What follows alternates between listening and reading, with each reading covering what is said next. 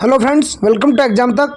तो साथियों, जैसा कि आप इसके पहले मैंने आप लोगों को बताया था 7.7 के मामले में, अब मैं आपको बताने जा रहा हूं कि जो एग्ज़ाम वगैरह हुए हैं उसके अकॉर्डिंग तो किसके साथ कैसा क्या एग्ज़ाम स्कोर रहा, उसी के संबंध में आप लोगों को बताऊंगा।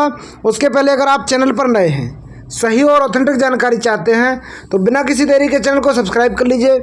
सब्सक्राइब करने का बेल आइकन जरूर प्रेस कीजिए। देखिए, तो मैं आपको बताने जा रहा हूँ एग्ज़ाम का जो लेवल रहा है उसके संदर्भ में बताने जा रहा हूँ। तो जो एग्ज़ाम हुए थे 9 अक्टूबर से लेकर के 13 अक्टूबर तक एग्ज़ाम देखने को मिले हैं, जैसा कि आप लोगों को पता है। तो 9 अक्टूबर की फर्स्ट शिफ्ट में जो मुझे स्कोर प्राप्त हुए हैं, जो काफ़ी सारे अभ्यर्थियों को जानने के बाद, समझने के बाद जो डाटा समझ में आया मुझे, 65 से 75 तक के बीच में यहाँ पर 9 अक्टूबर फर्स्ट शिफ्ट के विद्यार्थी देखने को मिले हैं। 9 अक्टूबर सेकंड शिफ्ट तो 60 से 70 के बीच में देखने को मिले हैं। जो मुझे प्राप्त हुए मैं उनके आधार पर आपको जानकारी बता रहा हूं। अगर आप चैनल पर नए हैं, सही और ऑथेंटिक जानकारी चाहते हैं तो बिना किसी देरी के चैनल को सब्सक्राइब कर लीजिए। सब्सक्राइब करने का बेल आइकन जरूर प्रेस कीजिए। 10 अक्टूबर फर्स्ट शिफ्ट 65 से 70 के बीच में जाने का अनुमान है। 10 अक्टूबर सेकंड शिफ्ट हार्ड बताई जा रही है, इनके अकॉर्डिंग तो 63 से 70 के बीच में जाने का अनुमान है।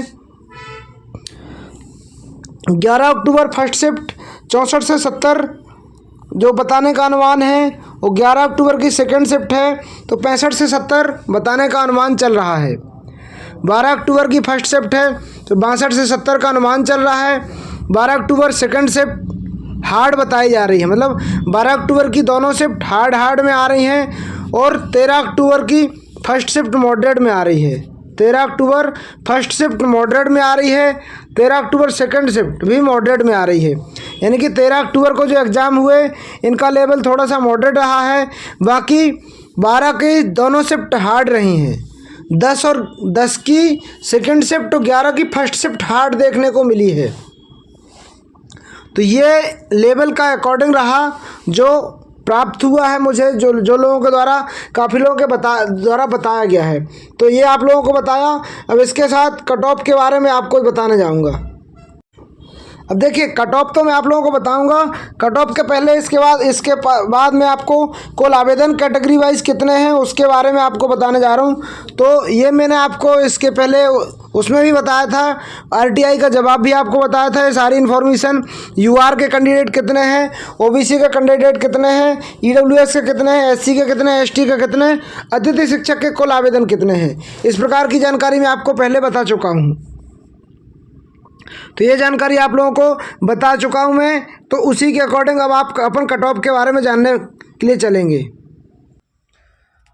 तो जैसा कि आप यहां पर देख पा रहे हैं, कट ऑफ का इस प्रकार से रहता है। तो जब रिजल्ट आएगा तो आपको इसी प्रकार से कट ऑफ देखने को मिलेगी। तो जैसे मैं आपको ये कट ऑफ दिखाने जा रहा हूं, तो जैसे यहाँ पर यूआर के कैंडिडेट इस प्रकार से देखने को मिल रहे हैं आपको, यूआर के कैंडिडेट। इसी प्रकार से यूआर के कैंडिडेटों का कट ऑफ कम रहने वाला है, क्योंकि जिनके 90 प्लस स्कोर रहेंगे, वो यूआर में सेलेक्ट होंगे। प्री में 90 प्लस स्कोर रहा होगा वह कैंडिडेट यूआर में सेलेक्ट होगा, और जिनके मेंस में 50 प्लस होंगे, ऐसे कैंडिडेट यूआर में सेलेक्ट होने के चांसेस रहेंगे। तो इसलिए यूआर का कट ऑफ थोड़ा सा नॉर्मल कट ऑफ की अपेक्षा कम जाएगा। बाकी ईडब्ल्यूएस का कट ऑफ थोड़ा सा ठीक ठाक रहेगा। तो मैं आपको कट ऑफ के बारे में बताने जा रहा हूँ, एक से कट ऑफ के बारे में बता दे रहा हूँ आप लोगों को। तो देखिए, कट ऑफ के बारे में ऐसी जानकारी है। अगर आप यूआर की जानकारी रखते हैं तो गेस्ट फैकल्टी के बारे में बता रहा हूँ। सबसे पहले यूआर गेस्ट फैकल्टी 52 से 55 नंबर में हो जाएगा, और फीमेल अगर होगी तो 51 से 53 नंबर में इन लोगों का हो जाएगा। अब ओबीसी की बात करते हैं। ओबीसी का थोड़ा सा कट ऑफ हाई जाएगा, 55 से 60 नंबर रहेगा ओबीसी फीमेल का, और 59 से 63 नंबर रहेगा ओबीसी मेल का। इस प्रकार से कट ऑफ रहने के चांसेस रहेंगे।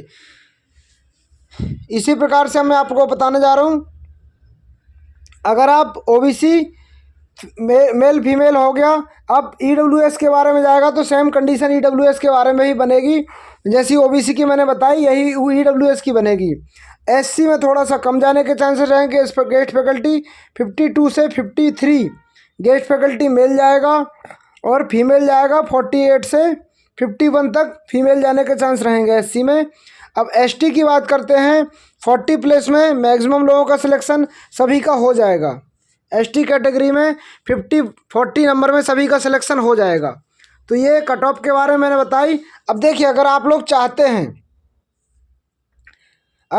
चाहते हैं कम नंबर पर सिलेक्शन, तो 40 नंबर में अगर सब लोग सिलेक्शन चाहते हैं तो 17 नवंबर को डेट याद रख लीजिए।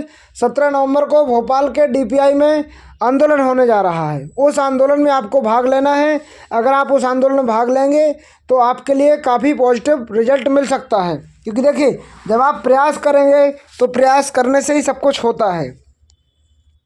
तो आप 17 को भोपाल आने का प्रयास कीजिए। 17 नवंबर एक डेट है, यहाँ पर 25,000 पदों की डिमांड रखी गई है। और अगर आप इस 25,000 पदों की डिमांड में शामिल होते हैं तो आपको 40 प्लस जिनका है, देखिए, जो अगर चाहते हैं 40 प्लस अगर आपका स्कोर है तो आप आंदोलन में बिल्कुल ज़रूर आ सकते हैं। 40 प्लस स्कोर जिनका भी है वो आंदोलन में आ सकते हैं, क्योंकि अगर आप आंदोलन में आएंगे तो आपको पॉसिबिलिटी रहेगी पदवृद्धि की। हाँ, आंदोलन में कितने लोगों को आना ज़रूरी है? देखिए, आंदोलन में कम से कम 10,000, अगर आंदोलन में 10,000 की संख्या आती है तो पदवृद्धि 25,000 होने के पूरे चांस रहेंगे। अगर 10,000 की संख्या आती है तो पदवृद्धि में 25,000 होने के चांस रहेंगे। तो आपको टारगेट करना है 10,000 का। तो आप अगर पदवृद्धि चाहते हैं, इस वीडियो की लिंक सभी साथियों तक भेज दीजिए, क्योंकि जितना ज़्यादा आप इस वीडियो को शेयर करेंगे उतने ज़्यादा लोगों तक जानकारी जाएगी। अगर आप पदवृद्धि चाहते हैं तो 10,000 लोगों तक इस वीडियो की लिंक सूचित कीजिए। 17 नवंबर को जो होने जा रहा है पदवृद्धि का आंदोलन, उसमें काफ़ी सारे साथी एक्टिव होकर के आएँ। तो ये जानकारी मैंने आपको बताई। हाँ, कुछ साथी 7.7 में लेकर के परेशान हैं। 7.7 का मैंने वीडियो बनाया है। आप डीपीआई में मेल करके या ज्ञापन के माध्यम से या जैसे भी आपको उचित लगता पोस्ट के माध्यम से 7.7 का नियम में आप ज्ञापन भेजें वहाँ, तो आपको उसमें भी समाधान के चांस मिल सकते हैं। 7.7 की जानकारी हो गई, पदवृद्धि की बात हो गई, नॉर्मल कट ऑफ की बात हो गई। कट ऑफ तो इसके पहले ही मैं वीडियो बना चुका हूं। तो नॉर्मल सी जानकारी जो आपको मैंने बताई, ये जानकारी आपके लिए बहुत महत्वपूर्ण थी। तो यह जानकारी आप सभी साथियों तक भेज दीजिए और सभी साथियों को अवगत करा दीजिए कि यहाँ पर आपको पदवृद्धि के लिए प्रयास करना पड़ेगा। ऐसी जानकारी के साथ अगर आप चैनल पर नए हैं, सब्सक्राइब जरूर कर लीजिएगा।